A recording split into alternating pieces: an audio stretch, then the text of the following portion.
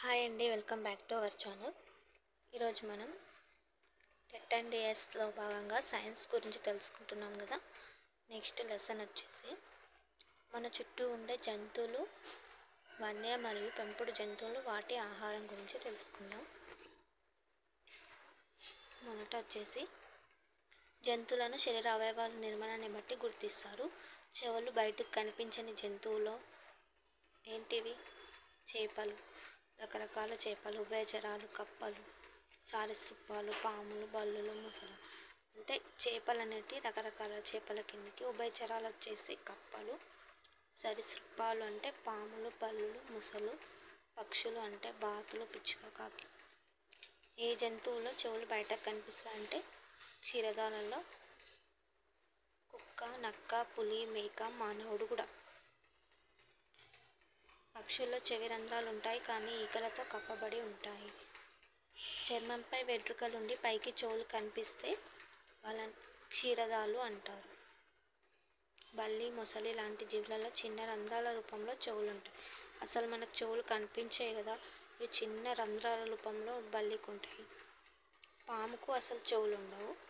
పాముకు చెవులు చేసే పని ఏది చేస్తుందంటే చర్మం చేస్తుంది. చర్మం ద్వారానే దానికి వినికిడి అర్థమవుతుంది అన్నమాట.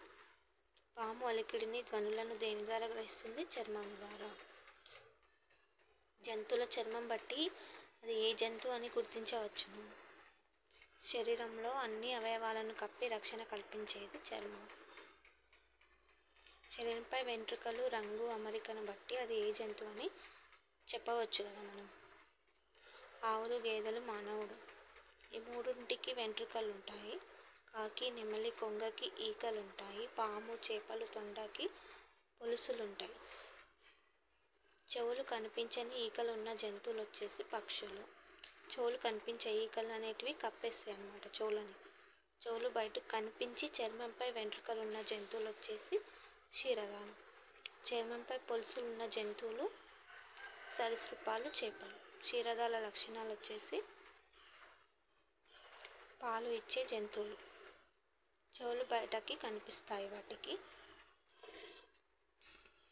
చర్మంపై వెంట్రుకలు ఉంటాయి, పిల్లల్ని కంటాయి, పిల్లలకు పాలు ఇస్తాయి.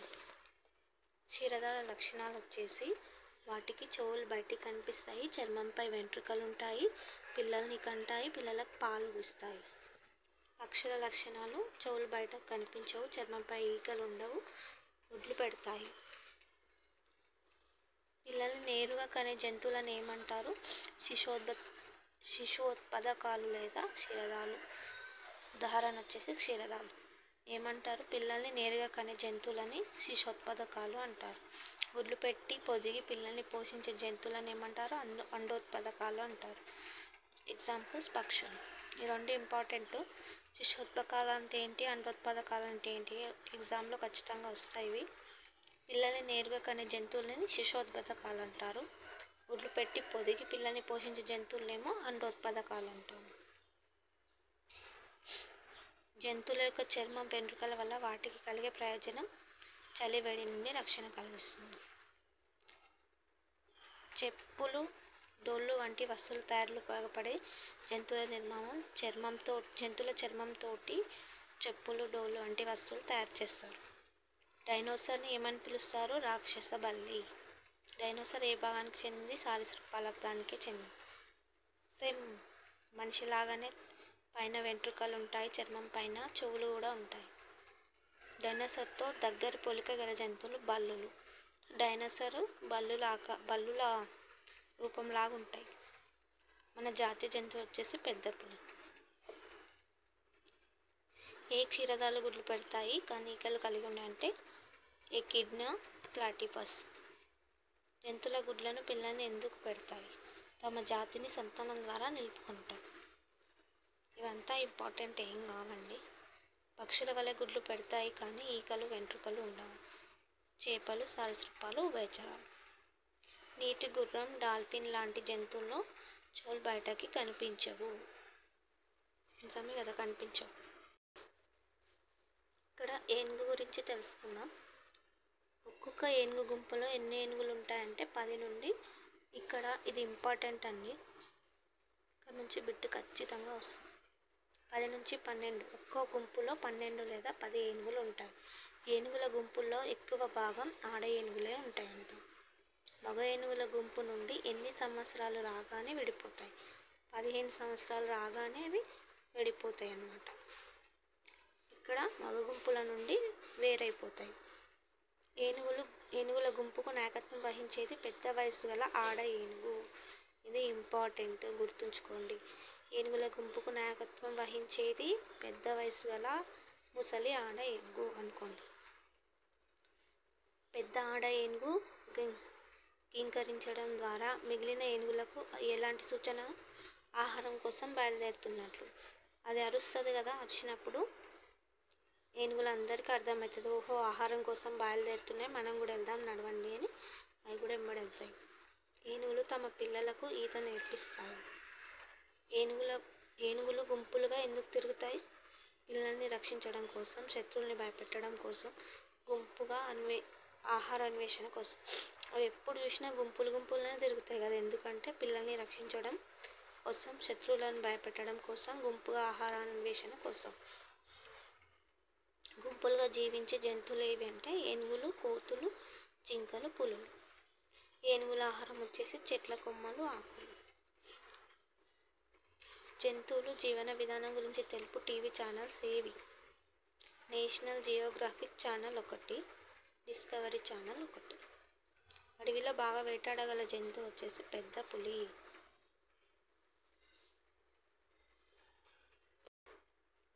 నెక్స్ట్ మనం చీమల గురించి తెలుసుకుందాం. చీమలు గుంపులుగా జీవిస్తాయి. చీమలు సంఘజీవిలో ఆదర్శప్రాయంగా ఉంటాయి. చీమలు పనుల విభజన చేసుకొని క్రమశిక్షణగా ఉంటాయి. చీమల్లో 3 రకాల చీమలు ఉంటాయి. ఒకటి కూలి చీమలు, మగ చీమలు, రాణి చీమలు. ఆడచీమల పని ఏంటి? గుడ్లు పెట్టుట. కూలి చీమల పని గుడ్ల యొక్క రక్షణ. వాటిని రక్షించడం కూలి చీమల పని. మళ్ళీ ఆహారం సేకరిస్తాయి, గూడు నిర్మాణం కూడా చేస్తాయి, మరమ్మతుల నిర్వహణ కూడా ఈ కూలి చీమలే చేస్తాయి అన్నమాట. ఎన్ని చేసేవి? గుడ్లను రక్షిస్తాయి, ఆహారం తెస్తుంది, గూడు నిర్మాణిస్తుంది, అండ్ మరమ్మతుల నిర్వహణ అంటే ఏమైనా అవసరం ఉన్నా తెచ్చిస్తుంది. చీమలు వాటి గూడును మట్టితో చిన్న చిన్న పుట్టలుగా కట్టుకుంటాయి. చీమలు తన బరువుకు సుమారు ఎన్ని రెట్లు అధిక బరువు మోయగలవంటే 50 రెట్లు అండి. వాటి బరువు కన్నా 50 రెట్ల బరువుని అవి మోయగలవంట చీమలు. చీమలకు వాటి తల ముందు భాగంలో 2 ఫీలర్స్ అనే యాంటెనాలు ఉంటాయి. ఎన్ని ఉంటాయి? 2 ఫీలర్స్. చీమల్లో ఆహారం ఎక్కడ గలదో తెలిపే భాగం యాంటెనాలు. తల భాగం అంట యాంటెనాలు. నెక్స్ట్ కుక్కలు వాసన పసిగట్టడం, చీమలలో వెతుకులాడడం లేదా సమాచారం అందించడం అనేవి అది విడుదల చేసే ఫిరమోన్ల వలన జరుగుతుంది. దేని వలన? అది విడుదల చేసే ఫిరమోన్ల వలన జరుగుతుంది. చీమలలో మాదిరిగానే తేనెటీగలలో పని విభజన కూడా ఉంటుంది. స్కచ్డీ అనే పక్షి మరియు ఉడతలు తాము సేకరించిన ఆహారంను ఇతర జీవులకు కనిపించకుండా దాచుకుంటాయి. డాల్ఫిన్లకు తార్కికంగా ఆలోచించే శక్తి ఎక్కువగా ఉంటుంది.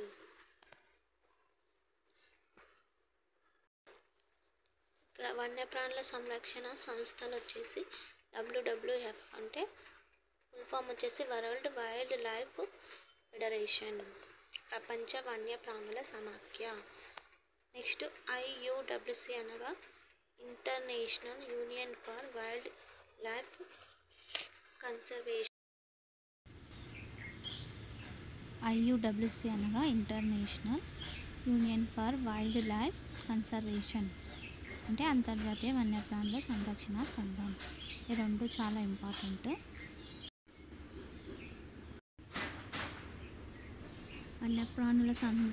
వన్యప్రాణుల పరిరక్షణ పుస్తకం WWF, IUWC అనే 2 సంస్థలు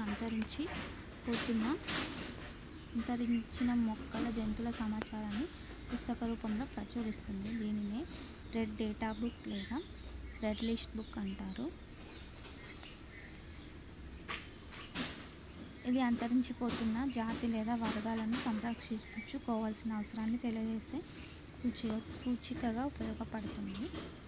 ఆదిలాబాద్ జిల్లాలో కనిపించిన అంతరించిపోతున్న రాబందు. రాబందు మనకు కనిపించకుండా పోయిందండి అసలు. మొత్తం అంతరించిపోతున్నాయి రాబందులు. మన రాష్ట్ర పక్షి పాలపిట్ట. మన రాష్ట్ర ప్రభుత్వం పాలపిట్టను రాక్ష పక్షిగా ప్రకటించింది. దీని శాస్త్రీయ నామం వచ్చేసి కొరాసియన్ బెంగాలెన్సిస్.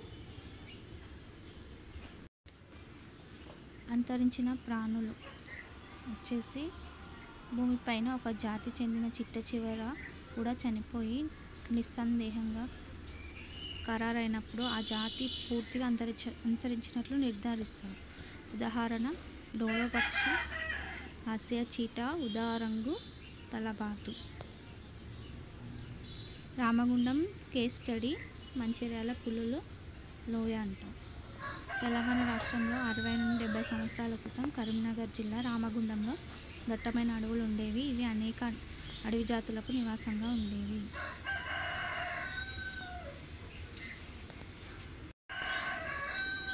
అటవీ సంరక్షణ కేంద్రాలు వచ్చేసి జాతీయ పార్కులు, నేషనల్ పార్క్స్. వన్యప్రాణి సంరక్షణ కేంద్రాలు 2 రకాలు. ఇక్కడ జీవులు గూడు నిర్మాణంలో వాడే వస్తువులు. గిజిగాడు వచ్చేసి గడ్డిపోచలు, ఈత ఆకులు, పీచు అనే వస్తువులను వాడి గూడు కడతాడు. కాకి పుల్లలు, గడ్డి, గుడ్డ ముక్కలతోటి గూడు కడుతుంది. దర్జిపిట్ట వచ్చేసి దారాలు, ఆకులతోటి గూడు కడుతుంది. చీమలు వచ్చేసి మట్టితో, తేనెటీగలు నోటిలోని స్రావంతో ఉంటాయి.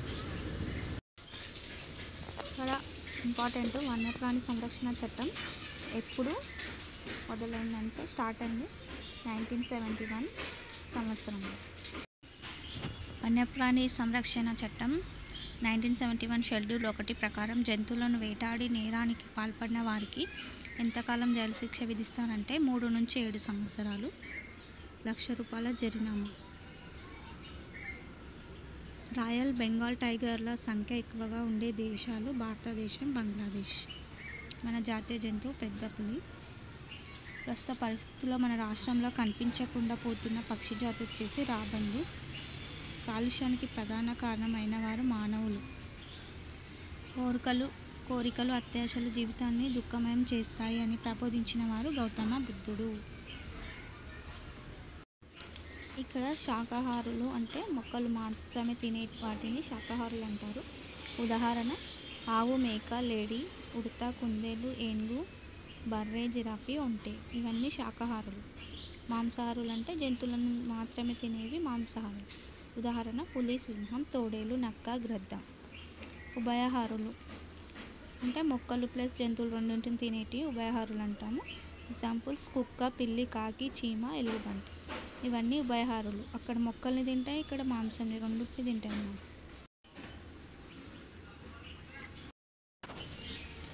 ఇదండి ఈరోజు వీడియో. ఈ వీడియో కనుక మీకు నచ్చినట్లయితే లైక్ చేయండి, షేర్ చేయండి, సబ్స్క్రైబ్ చేయండి. Thank you for watching.